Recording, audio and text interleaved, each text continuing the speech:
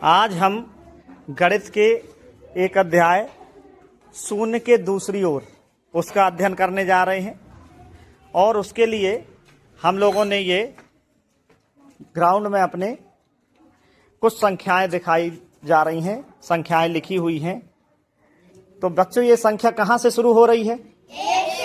एक से शुरू होती है और ये कहाँ तक जा सकती है? अनंत तक जाती है। ठीक है ना? और ये संख्याएं किस काम में आती हैं?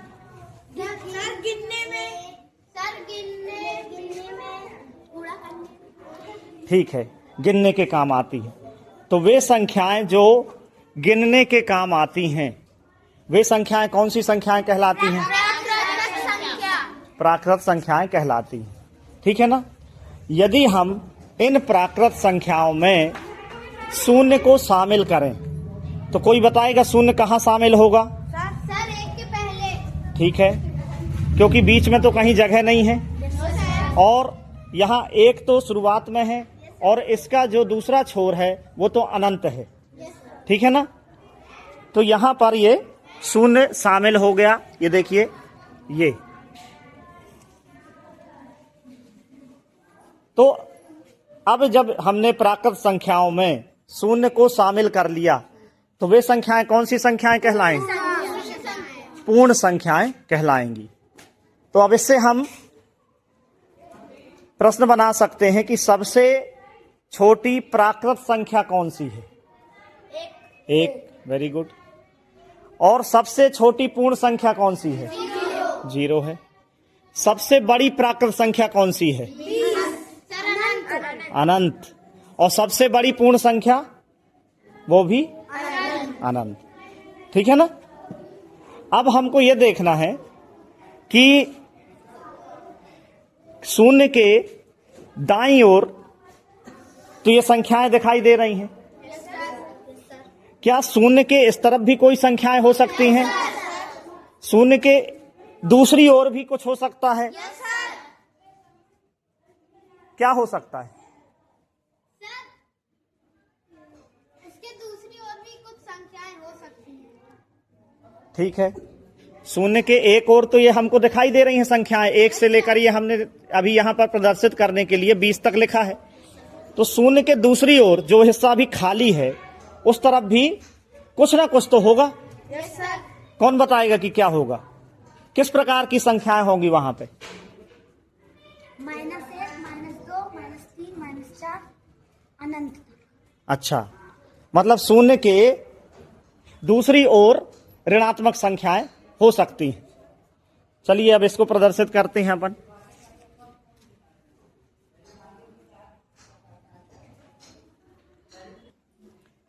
तो हम बात कर रहे थे शून्य के दूसरी ओर की। शून्य के एक ओर तो धनात्मक संख्याएं हैं जिनको हम बहुत पहले से जानते हैं और बहुत समय से इनका अध्ययन कर रहे हैं। लेकिन शून्य के दूसरी ओर भी कुछ ना कुछ तो है। तो क्या है? ऋणात्मक संख्याएं हैं। और ये देखिए, इस तरीके से शून्य के दूसरी ओर ऋणात्मक संख्याएं। अब हम जानेंगे कि आखिर ऋणात्मक संख्याओं की जरूरत क्यों हुई। एक चीज और इसके पहले मैं बता दूं कि जैसे यदि हम इस प्रकार से खड़े हैं, इधर आ जाओ बेटे, ये ऐसे खड़े, ये ठीक है ना? ये जैसे ये खड़ा हुआ है स्टूडेंट, ये शून्य पर खड़ा हुआ है। इस संख्या, ये जो है संख्याएं लिखी हैं, ये किस पर लिखी हैं संख्याएं?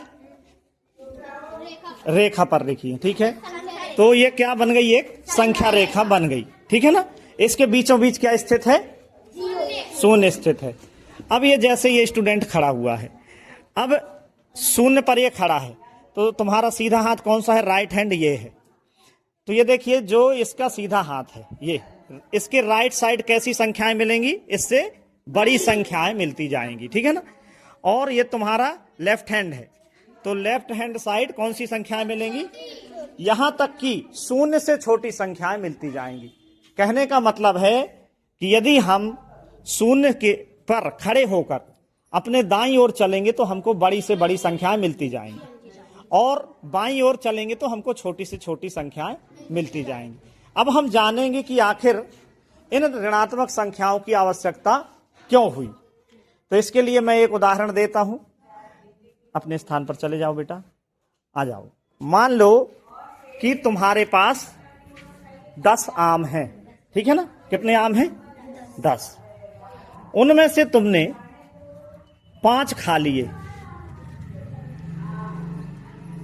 तो कितने बचे? कम बचेंगे कि ज्यादा बचेंगे? सर कम। कम बचेंगे, ठीक है ना?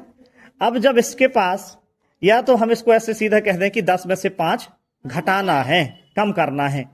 तो कम करने के लिए ये जैसे इसका ये राइट हैंड है और ये लेफ्ट हैंड है, तो कम करने के लिए ये किस ओर चलेगा? लेफ्ट हैंड है। लेफ्ट हैंड में चलेगा, क्योंकि हमको पता है कि कम वाली संख्याएं लेफ्ट हैंड की ओर है, छोटी संख्याएं।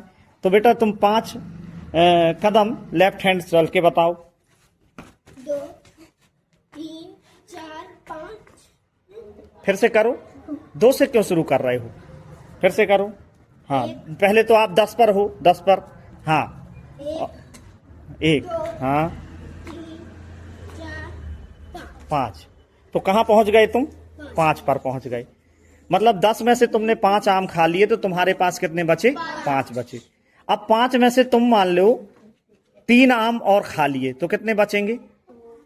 फिर किस तरफ चलोगे? अपने बाईं ओर चलोगे। चलो 3 कदम, 1 2 3।